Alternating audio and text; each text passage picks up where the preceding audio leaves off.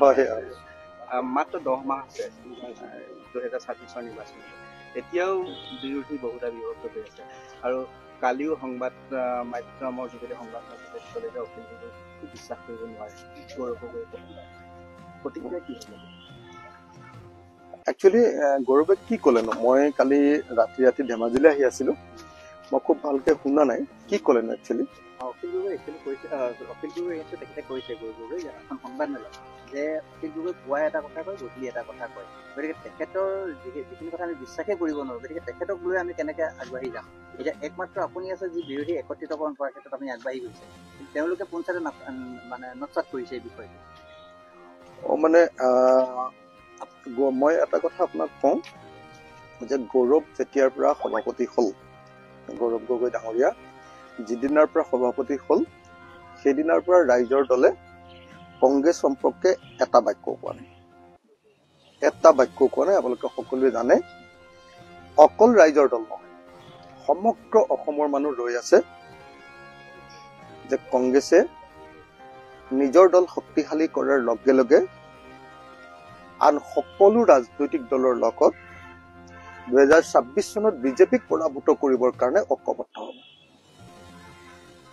বিৰোধীবিলাক ঐক্যবদ্ধ হ'ব এই খবৰটো পাবৰ কাৰণে অসমৰ মানুহ অতি ব্যগ্ৰতাৰে ৰৈ আছে আৰু সেই ব্যগ্ৰতাৰে আমিও ৰৈ আছো ৰাইজৰ দলেও ৰৈ আছো যে আমি বিৰোধীবিলাক ঐক্যবদ্ধ হ'ব লাগে কিন্তু কালি গৌৰৱ গগৈৰ যিটো বক্তব্য আপোনালোকে এতিয়া ক'লে মই পেপাৰত দেখা নাই বাৰু সংবাদ মেলত কৈছে বুলি কৈছে মই দেখা নাই বাৰু গৌৰৱ গগৈয়ে কালি যিটো কথা ক'লে সেইটোৱে আচলতে কংগ্ৰেছ এতিয়ালৈকে বিৰোধী ঐক্যৰ ক্ষেত্ৰত চিৰিয়াছ যে হৈ উঠা নাই তেওঁলোকে যে চিৰিয়াছলি কথাটো ভবা নাই সেইটোকে প্ৰমাণিত কৰিছে এতিয়া অসমৰ হাজাৰ মানুহ লাখ মানুহ যিবিলাকে বিজেপিৰ অত্যাচাৰৰ পৰা অসমক বচাব খোজে যিবিলাকে ভাবে যে হিমন্ত বিশ্ব শৰ্মাৰ নামৰ টাইৰেণ্টজনক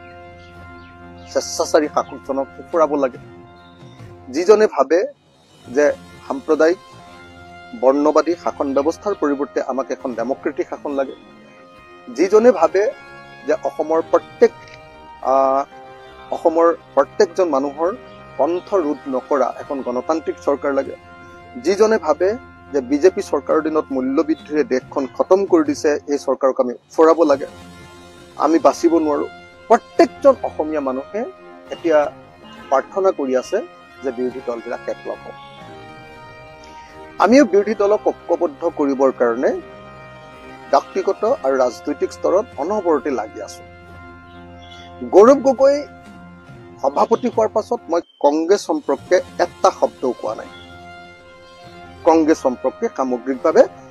এটা শব্দও কোৱা নাই এটাই অপেক্ষা কৰি ৰৈ আছো যে গৌৰৱ গগৈৰ মুখৰ পৰা একতাৰ কথাটো আহিব আমি ভাবি আছিলো যে গৌৰৱ গগৈ নিজৰ দলটো শক্তিশালী কৰিবলৈ লাগি আছে